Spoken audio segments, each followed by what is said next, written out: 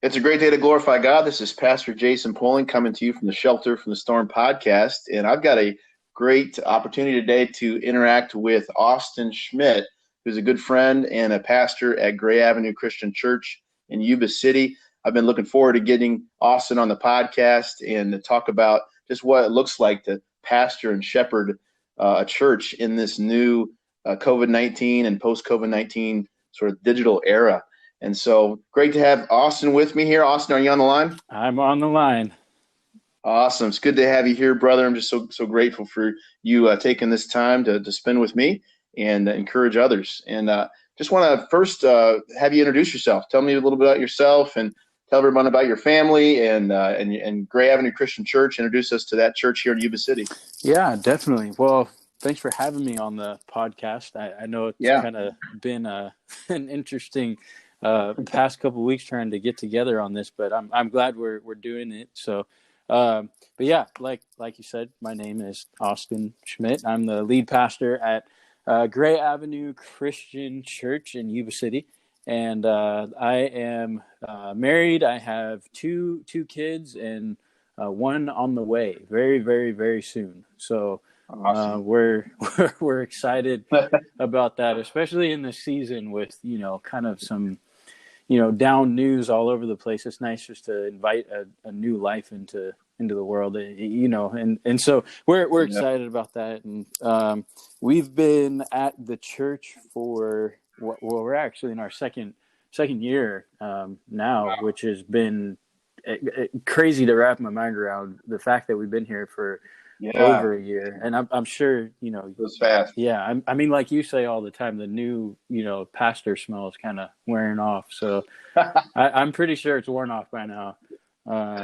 But yeah, it's just been exciting to be out here. Lots of changes. I mean, not, to the extent that you've probably been through with moving from another, state to Yuba City. We just were 45 minutes away, but we love what God is doing in the community. We pastor in Yuba City, but we live in Olivehurst. And so we kind of get to, see everything every day from Yuba City, Marysville, Olivehurst, Linda. So it's kind of a cool thing to live in a different city than where you pastor. So, but yeah, we're excited just to see what God has in store for, us as a family, most definitely. But also for our church. It's been an interesting season for our church. When I, first came on, our church was, predominantly older, and as time has gone on, we've really seen, God bring some younger people into it, which has, been encouraging. But just with having the older people in the church now with this crisis at hand, saying, the most affected are the older people, really. It's been interesting trying to, relate to them and trying to meet them where they're at. And, I can sense some, I don't know if this is the right word, timidity or caution. I guess caution is a better word. But it's an interesting time for every church, no matter what age, goes through the church. It's just one of those seasons where you're like, okay, Lord, I don't know how to do this church thing in the midst of this, but I'm just, trusting in you and leaning on you. And I think that's the best we can give it, for sure.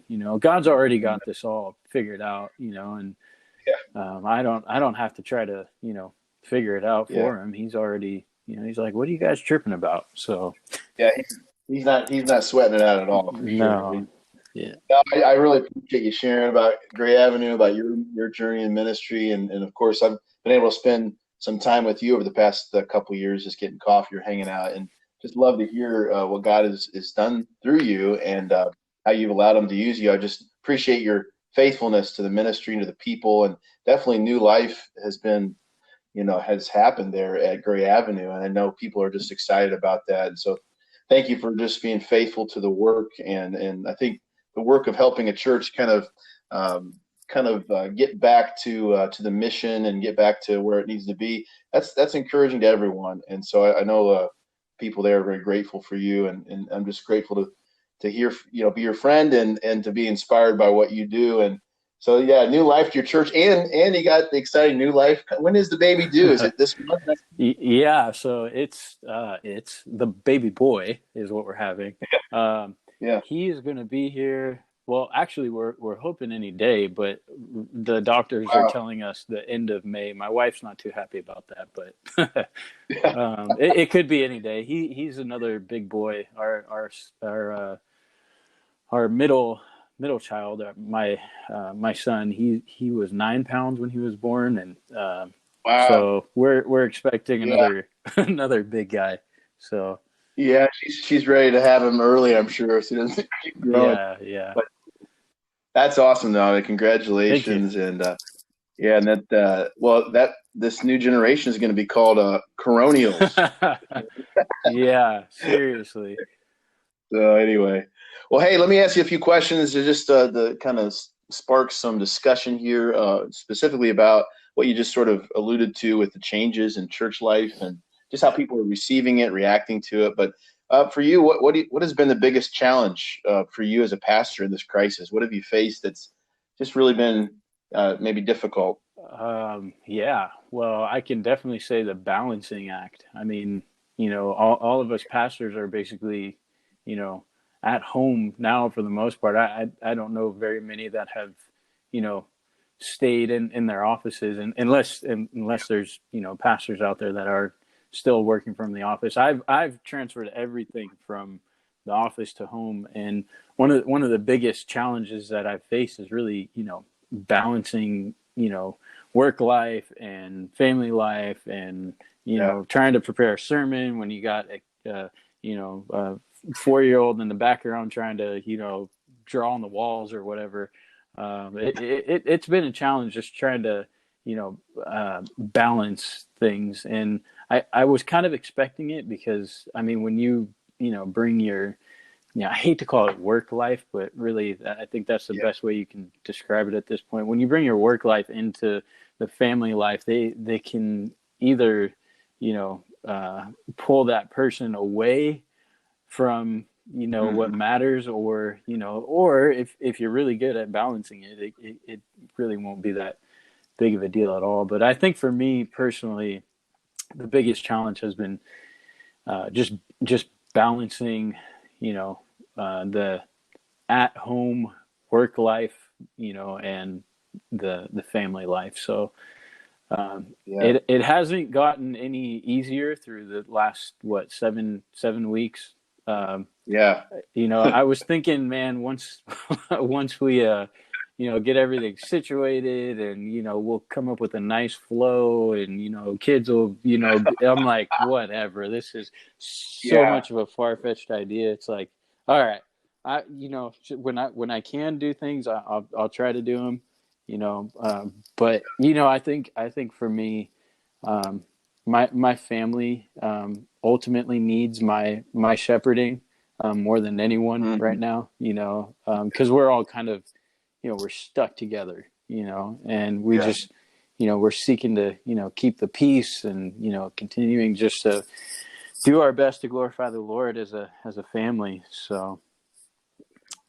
Yeah, I mean, that's a good word. And I appreciate your honesty there too, because I think I think I had high hopes too of having this flow, and having just everything be smooth and having all that balance, work-life balance. And it has been challenging, I will say. I mean, the flow has been sometimes more like a whitewater rapids, more so than a bubbling. Yeah, seriously. Trying to figure out. But like you said, when you have kids and you've got some small ones, it's hard to.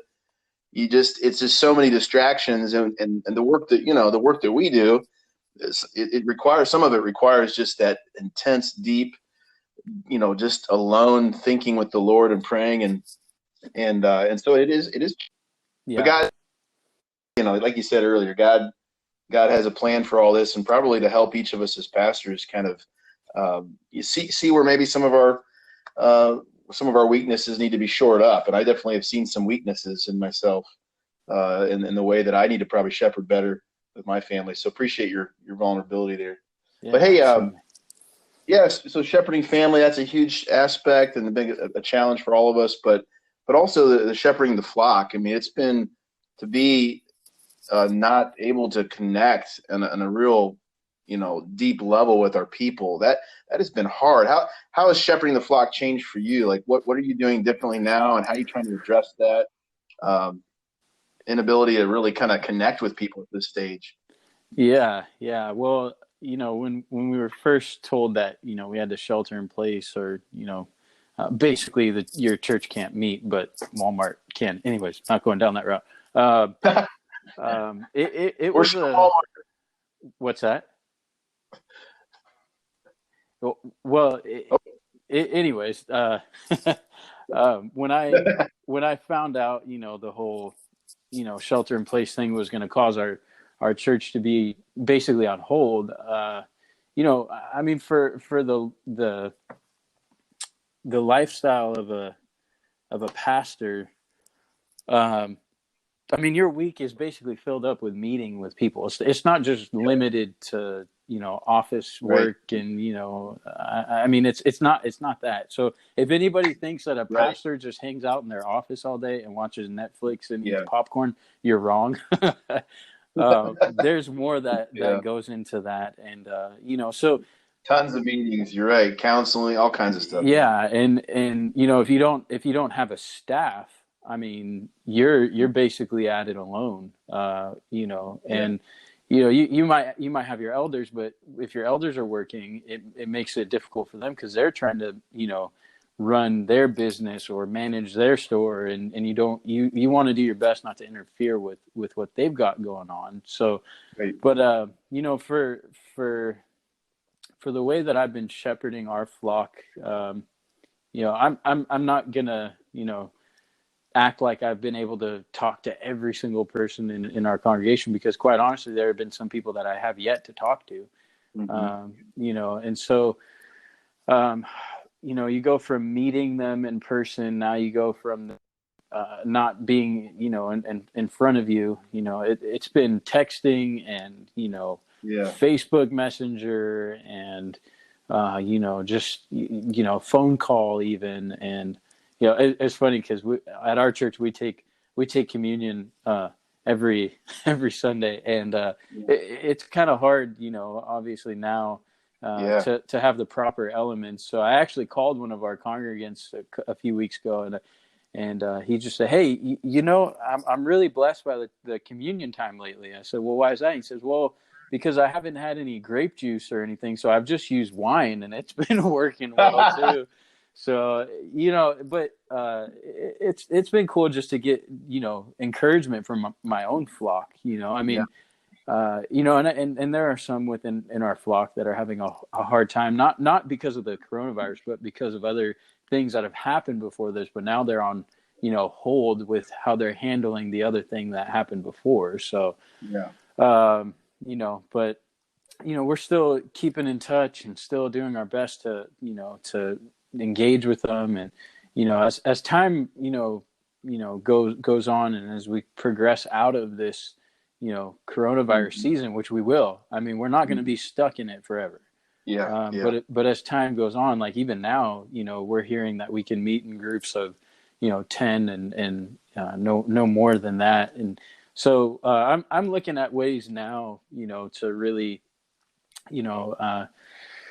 create those small groups, I guess you could say, and you guys at Cornerstone, you guys have done a great job at doing the small groups, and, it's encouraging, to see what other pastors are really doing in that as well. I mean, you look at Adventure and, you look at City Walk and all the other, I'm shouldn't be name dropping right now, but I am anyways. You have a lot of good stuff.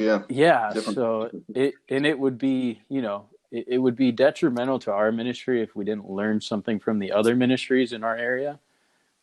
So, and there are guys, this is my first time being a lead pastor, so I've got a lot to learn. So, if I'm walking around thinking I've mastered how to, shepherd people through a pandemic, then I'm fooling myself. So I thought you were, aren't you coming out with a book on how to do that? Wasn't that published here soon? Yeah, it'll be out tomorrow. Yeah. Oh man, that's you know what, you mentioned that we're soon going to be out of this pandemic and we'll be back to normal. But I thought then we're gonna get a mandate that says you got to stay inside because the murder hornets are coming. Yeah, right. Yeah. 2020. This has definitely been a dumpster fire year. Yeah. But Yeah.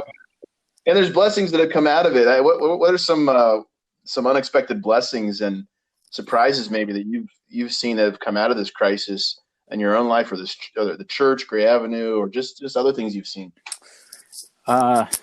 Well, yeah. If I can back up just for a second, it's interesting.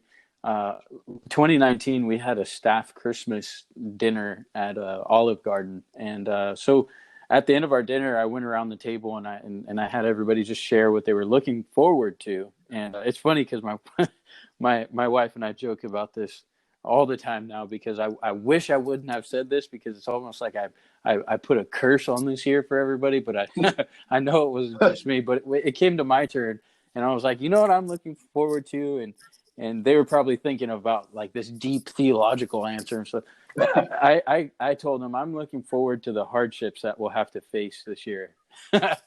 And now we're here, and I'm like, dang it, I wish I wouldn't have said that. A prophet's not accepted in his own hometown. Yeah, man. So it was we're never gonna forget that. But but out of that, I think for everybody, and maybe I'm speaking out of turn, I don't know, but the unexpected blessing is really learning how to do things that you don't normally do. From running, a live stream thing, or, to doing a Zoom call, or to, even just mastering the lost art of calling somebody, That's a lot. Yeah. Look at how much we text each other, and, we message each other, but rarely, like, and you can ask one of my good friends, he calls me, and I'll rarely pick up the phone, but right after, I miss the call, I'll text him back. I'm like, hey, what's up? What did you need? So, but,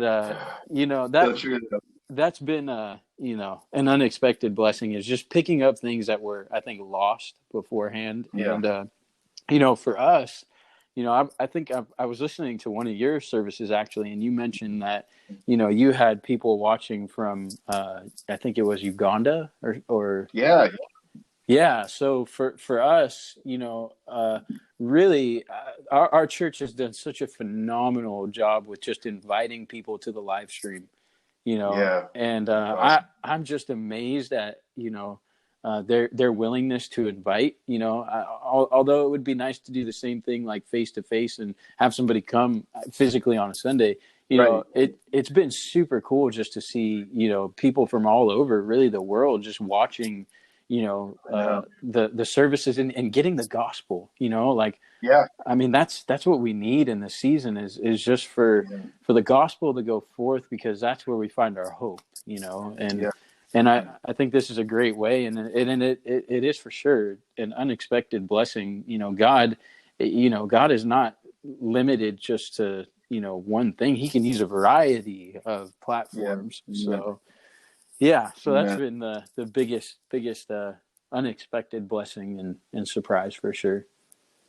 Yeah, I think you're right. Just to be able to expand the reach beyond what we ever could have imagined, that has been exciting for us as well. I don't know what's going to return to like in terms of after this thing's over. I hope that we continue to reach the world like all of us are doing now. It's amazing how this has opened up doors. But I want to ask you, because just to turn the direction of the conversation here, and what does the future look like? And of course, well, you are a prophet. See, you made that like announcement, Olive Garden 2019.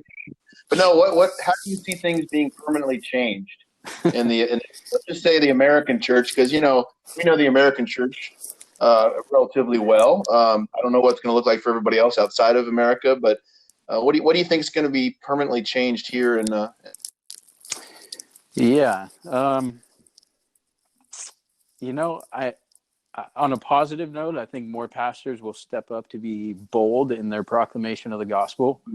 Um, one of the things I was actually watching before I jumped on the call was it's funny on Fox 26, wherever that is. I think it's Fresno, but Cornerstone Church in downtown Fresno is reopening their church, and this pastor, like, I'm taking notes like crazy. This guy is like fired up. He said he's just basically saying, listen, the time for the church to open their doors is now. And so on a positive note, I'm looking forward to seeing more boldness within the American church. And that may even come out of the smaller churches. I mean, and so that's one of the things I'm looking forward to, changing permanently, I guess. I don't know if it'll be permanently. It might just, be a wave that we really need. But I don't know. I don't know how to answer that question, as far as what's going to look different in the future. I mean, there's a lot of things that probably can, but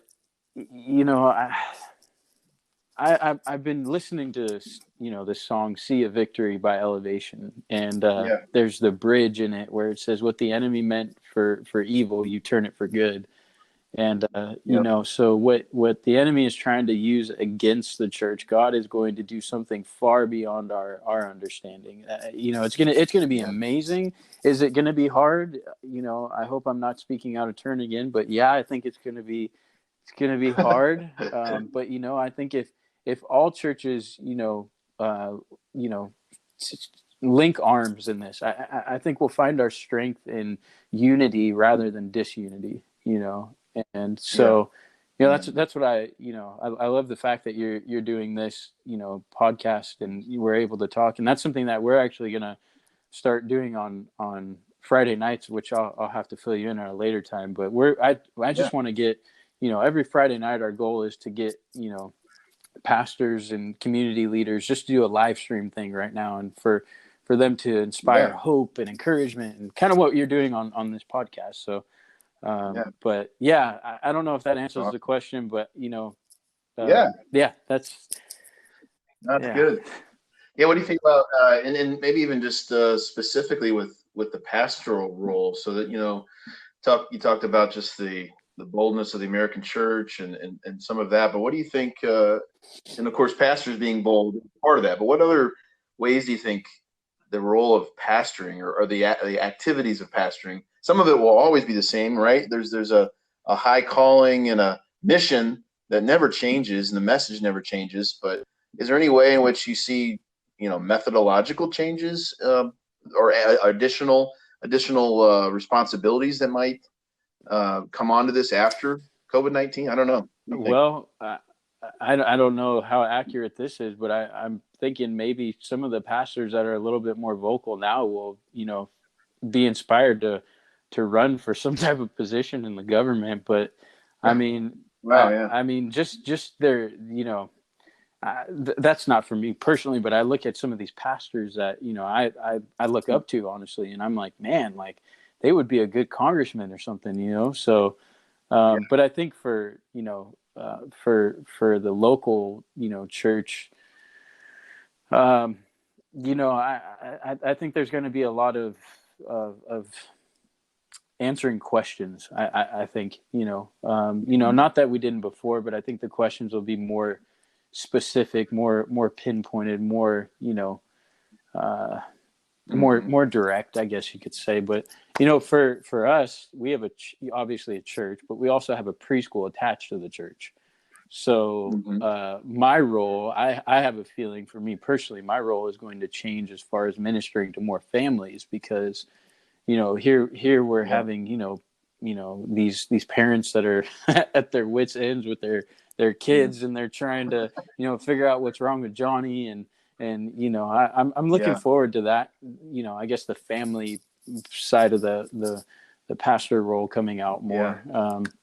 But yeah, I mean, I don't know if I can say it'll, permanently change, because I think, sometimes the church has to keep up with the changes of the culture in order to meet it, accurately. So, maybe it'll be a temporary change. I don't know, but I'm looking forward to it. I just want to get back into the office and, meet with my people and give them hugs and high fives and, go get, man, it's like that. That's one thing, there's a lot of things I miss, but that's the main thing, so yeah. I felt that too. There's no a substitute for that in-person human interaction, just the way God designed it, right? To be right in the flesh and to give each other a hug, and it's just there's no substitute. Zoom has definitely exhausted me. I posted an article about that came out in the BBC about how it actually can negatively affect you, just the way it's wired versus human interaction. So I think we're definitely I'm with you. I'm missing that big time, but I do think you're right. I think there's going to be may not be permanent, but definitely some waves of changes or additional ways to minister. And I think the family and marriage, I think there's so much pressure on people, like you said, being in close quarters, but also, the financial pressures that people are going to be under now with the way things are. And I think there's just there's a lot of, I think,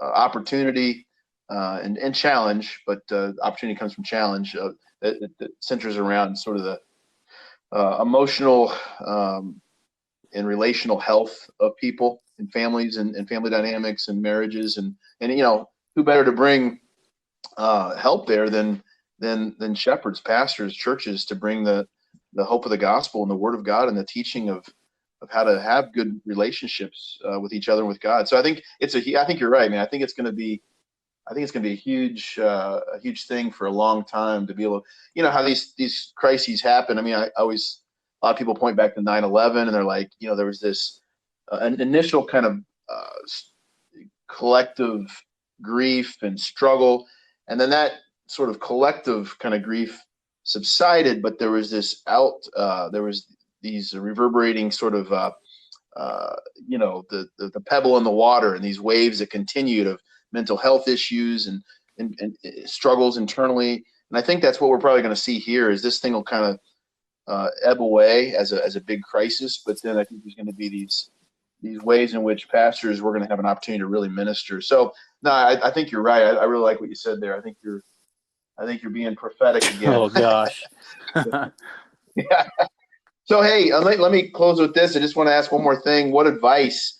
And you've already given some indirectly there, but what kind of advice can you give to pastors in this crisis? Because there may be some that hear this, especially like our situations. We're with you. We're more in the small church kind of small town kind of environment, and so we probably can speak to that better than other things. So what would you give to advice to pastors like in our situation, in this crisis, and maybe there's a pitfall to avoid even? What do you think? You got any advice that you can give? Yeah.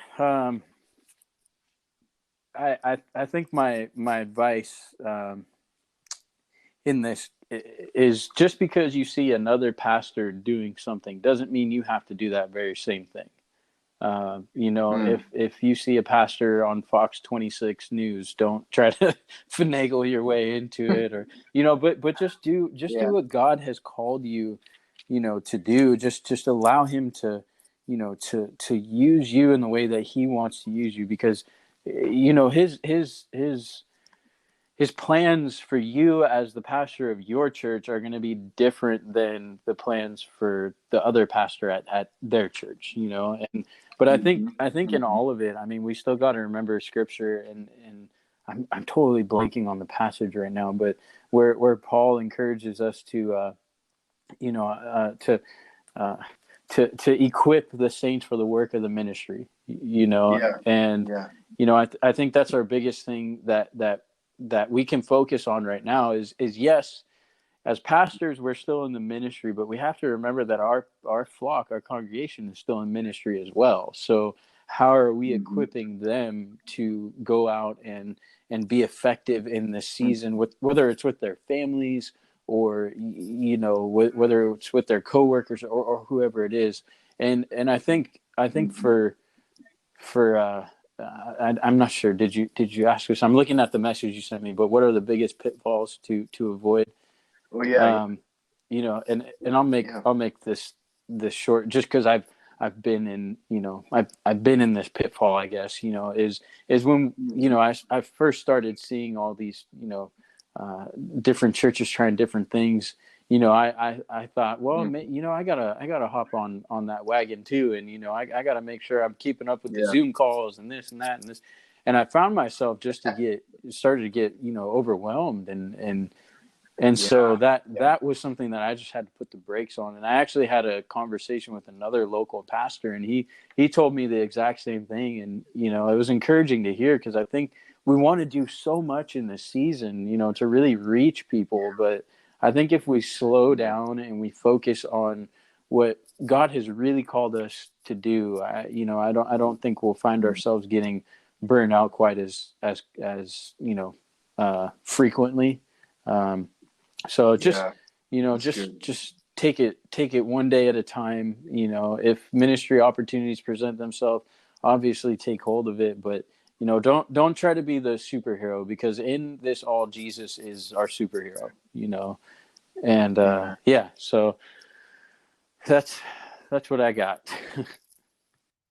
Hey, that's a good thing to got, man. I like that, because that encourages me. Actually, I think you're right on the money, and I think any pastor who's honest about it and hears what you just shared would agree and say, "Wow, that hits me in a good right in the solar plexus, but in a good way." Because I do think this online, even though there's so many cool benefits and ways in which the gospel is going forward, I do think that it's made all of our ministries more visible, which again, it's a blessing.